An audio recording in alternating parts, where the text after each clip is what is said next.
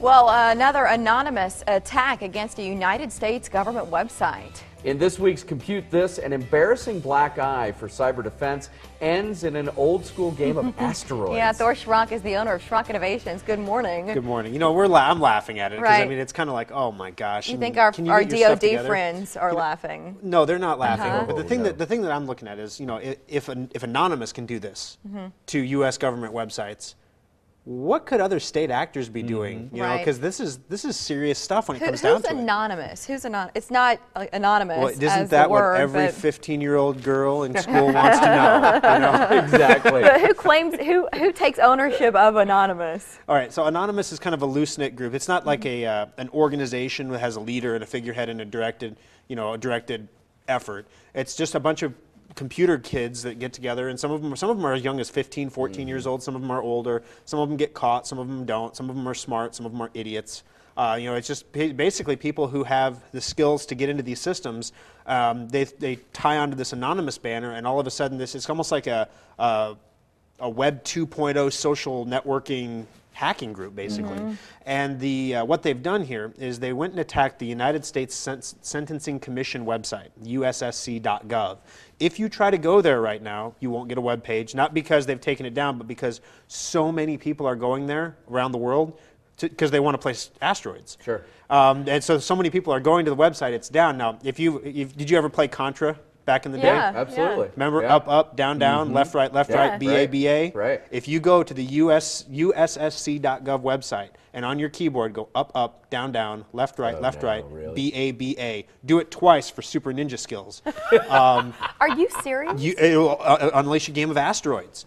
And that's what people are doing. And this game of asteroids, you shoot the screen and it'll like chip away at the Department of the U.S. logos and everything. And the Anonymous logo will come up under it. Well, it's a joke in some ways. They did liberate some files that are named after Supreme Court justices and encrypted them. And then they disseminated them using the government's own website. The people who went there said, download these files, so they downloaded them. And they said, we're going to give you the decryption keys here sometime in the future. Sometime later. So basically what happened is this first attack happened on Saturday. The website was taken offline by the U.S. government, fixed and put back up. Okay, haha, Anonymous, you found a way in to do some damage, you know, the classic website defacement, whatever, graffiti on the wall. Then later, on Saturday night, Sunday morning, all of a sudden, this asteroids game pops up on the same website. Now, this is a bigger deal because to put that game in there, they actually had to link a JavaScript file in there. Now, if they can stick a JavaScript file in there, that means they could put a JavaScript file in there that does other things like records keystrokes or passwords, or, I mean, if they could do that. Any kind of Trojan horse virus, anything in there. Yeah. And it's hosted from a public Google URL. So it's a public Google URL. I mean, basically the bottom line is the website is still down. The U.S. government cannot root out Anonymous yet today. In fact, the asteroids game is so popular that they've set up a mirror site on another U.S. government website this morning. So that if you can't get through on the USSC, you can go to the other website instead. This morning. Okay, stop me if this question is out of line. Why is our government not more equipped to handle a bunch of amateur hackers? I don't understand why we're that vulnerable.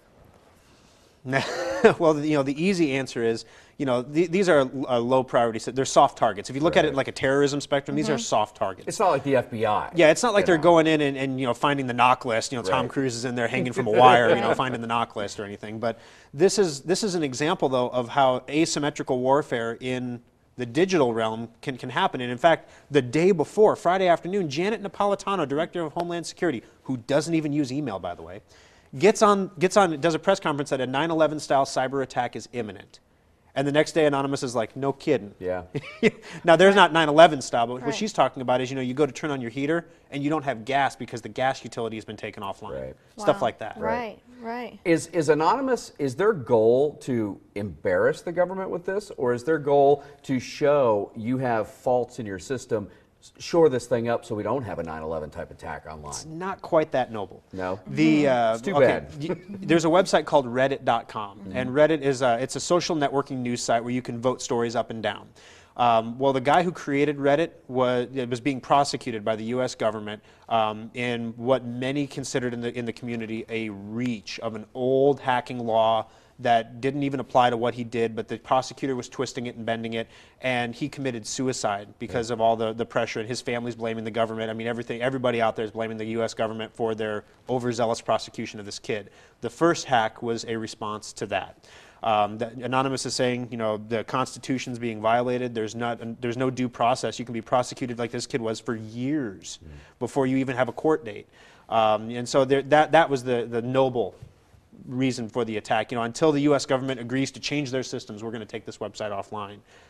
Like that's ever going to happen. So eventually they will be able to get control of the website, figure out the point of entry. I mean, we've got some really talented people working for the U.S. government. However, the thing that worries me more is those talented people are kind of needed in more important areas. Right. Exactly. So, and what's in these, these Supreme Court justice named files? Does it have something to do with Supreme Court justices? Yeah, or? we've hardly heard the end of it, but I guess if you get bored today, you crazy. can go play asteroids. Yeah, well, if you can get through, you can. Yeah. Maybe we'll have another mirror. Maybe whoever the company that makes the game will send him a bonus or something. Atari's going out of business. Yeah. Up, down, down. 3 Schrock Innovations locations: Village Point, Papillion, and the original in Lincoln.